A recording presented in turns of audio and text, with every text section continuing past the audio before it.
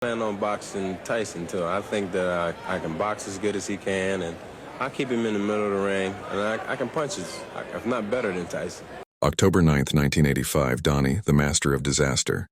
Long steps into the ring in Atlantic City with one goal shock. The world across from him stands a 19-year-old Mike Tyson, undefeated, unrelenting, and unlike anything boxing had ever seen. Donnie was confident, bold, telling the press he could outbox Tyson, that the hype wasn't real. But when the bell rang, reality hit. Literally, Tyson charged like a freight train. In under 40 seconds, Donnie hit the canvas. He got up only to be dropped again, and again at 1 minute and 28 seconds into the very first round it was over. Not just the fight, Donnie's career. In an interview years later, he said he remembered heading to the fight and then waking up in the hospital. He didn't recall a single punch. That moment broke something inside him. He lost belief, lost momentum, lost fights. After Tyson, he went 1-6 and quietly faded into obscurity. Legal trouble followed. Life hit harder than Tyson ever did. But eventually, Donnie found peace away from the ring, away from the noise. For one moment, he stood toe-to-toe with a future legend. For one night, he believed he could win. But Mike Tyson wasn't just any fighter. He was a storm. And when the storm hits, confidence means nothing, timing means nothing, only survival matters. Donnie Long challenged Tyson and he paid the price. Go. 3, 2, 1. What the fuck? Oh shit! Oh my gosh! Oh my god! It was December 1st, 1997. Golden State Warriors practice coach PJ Carlesimo was yelling because that's all he ever did. Latrell Sprewell was already heated. Then PJ made the mistake of telling him put a little mustard on those passes. Latrell didn't like that. Latrell didn't like anything that day. So instead of throwing a pass, he threw hands. He marched right over and wrapped his hands around his coach's neck like it was the final round of Mortal Kombat. Choked him for a full 10 seconds, staff had to pull him off. Practice was over. Not for the team, just for PJ's oxygen supply. Everyone thought it was done. Latrell left the facility. But wait, he came back 20 minutes later, walked back in like it was a sequel. No apology, just more smoke. Got in PJ's face again, threw another punch and left again. The NBA world stopped.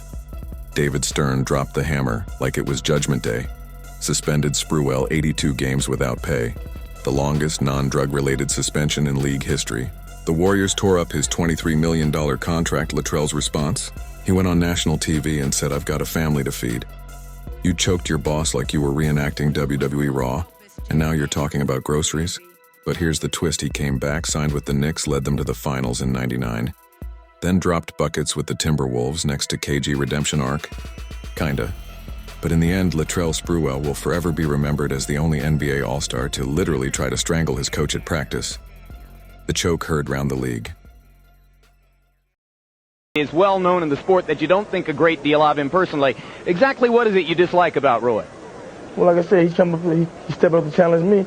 Anybody challenge me, guys get dogged out. That's my job. October 18th, 1994. Two of the most gifted boxers of their generation met under the bright lights of the MGM Grand James Lights Out, Toney versus Roy Captain Hook Jones Jr. Both undefeated, both world champions, and both ready to prove who was pound for pound the real king. James Toney came in as the IBF super middleweight champion, a defensive genius, a counterpunching nightmare, and arguably the slickest inside fighter of his era. But there was one problem. Toney wasn't right. He had ballooned up in weight during training, had to cut fast, and entered fight night reportedly dehydrated, sluggish, and nowhere near peak condition. Meanwhile, Roy Jones Jr. was in his absolute prime.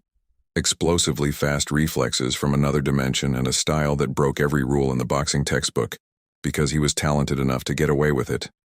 He was moving up in weight and taking a huge risk, but he came in locked in, ready, and unfazed by the pressure. From the opening bell, it was the Roy Jones Jr. show. Jones darted in and out, landing lead left. Hooks like jabs, hands down, taunting, dazzling. He made a world-class boxer like Toney look flat-footed. In round 3, he scored a knockdown, a blazing counter left that sent Toney stumbling into the ropes. Technically a knockdown and mentally a message. I'm faster. I'm sharper, and tonight I'm taking your belt. Toney kept pressing, but he couldn't catch Jones. His timing was off. His legs looked heavy, and Roy was just too sharp, too fast, too elusive. It was like trying to catch lightning with a pair of gloves. After 12 rounds, there was no debate. Roy Jones Jr. had put on a masterclass, winning by unanimous decision, capturing the IBF super middleweight title, and officially announcing himself as one of the best boxers on the planet. For James Toney, it was the first loss of his career and a harsh lesson about preparation at the highest level. But make no mistake, this wasn't just a win. This was a statement. Roy Jones Jr. didn't just beat an undefeated champion, he made it look easy. And in doing so, he elevated his legacy from special to legendary. It's better to have money and not to need it than to need it not to have it. Brother, and there's a good place in this world for money. Yes, sir. And I know where it is.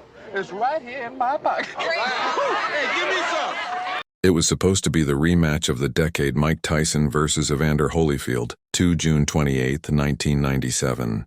The baddest man on the planet stepping into the ring with the one opponent who had embarrassed him. Tyson wanted revenge. Holyfield wanted respect. But what the world got was pure chaos. From the opening bell, it was rough. Holyfield came in head first, just like the first fight, leaning, clinching, frustrating Tyson. Then it happened again. A headbutt. Tyson's eye was bleeding. No call, no warning, just blood and fury. Tyson looked at the ref like a man betrayed. The crowd didn't notice it yet, but something had snapped inside Iron Mike. Round 3. They clinch. Tyson leans in, and then he rips off a chunk of Holyfield's ear and spits it on the canvas. The arena freezes. Holyfield jumps in pain. The ref can't believe it. Tyson, stone cold, no apology, no regret. Mills Lane pauses the fight. Holyfield's corner goes wild. Doctors rush in, but the madness isn't over. Moments later, Tyson goes back for seconds, tries to bite the other ear. He's fully gone. The fight is called off. Tyson is disqualified. The crowd erupts. Fans are throwing trash. Holyfield is furious. Commentators are speechless. And Tyson? He tells the media, "He kept headbutting me. I had to retaliate."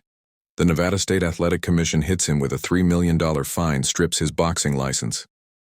But the damage isn't financial, it's legendary. Because Mike Tyson, once feared for his fists, would forever be remembered for his teeth. The bite heard round the world. One moment of madness, one unforgettable night in boxing history. She told me, "You better get up, you gotta go pitch." I said, "Pitch? I pitch tomorrow." Hell, what are you talking about? Because I had got up in the middle of the morning and took some more acid. She grabbed the paper, brought me the sports page and showed me, boom. I said, "Oh, wow. What happened to yesterday?" June 12, 1970. Pittsburgh Pirates versus San Diego Padres. Doc Ellis woke up absolutely fried. Not woke up late, fried LSD, tripping in space with no helmet, fried. Extremely lit. C-Doc thought he had the day off, so naturally he dropped acid the night before, like he was at Woodstock. Woke up the next morning still melting and got a call from his manager, "Doc, you're starting today." Today? Bro didn't even know what planet it was, but Doc, being the realest pitcher to ever exist in 2 dimensions, said, "Screw it, I'll throw anyway." So he shows up to the ballpark peeking. The mound is swaying. The catcher's glove is glowing. The umpire looks like a lizard, and he's still out there throwing straight heat. He couldn't see the batter clearly. He couldn't feel the ball. He just vibed, walked 8 guys, hit another. But somehow, through hallucinations, neon trails, and full-blown cosmic chaos, Doc Ellis threw a no-hitter. The man didn't just make history. He made it while tripping on acid in front of 12,000 people and God. After the game, Doc told the world the truth. "I didn't know if it was real until the next day. And honestly, neither did anyone else." This wasn't a baseball game, it was a psychedelic masterpiece. The most insane achievement in MLB history, brought to you by America's favorite drug and a pitcher with zero chill. Doc Ellis didn't just throw a no-hitter. He floated one in from a different dimension. What's your problem, schmuck? I'm an inconsiderate prick! Mike Tyson was the baddest man on the planet. Undefeated, untouchable, 37 wins, 33 knockouts. Every opponent feared him. Every round felt like a death sentence. Then came Buster Douglas, a 42-1 underdog, out of shape, overlooked fighting.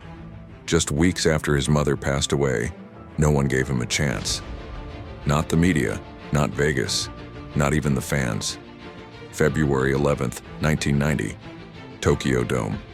Tyson came in cocky, barely trained, expected another easy victim, but Douglas wasn't there to survive.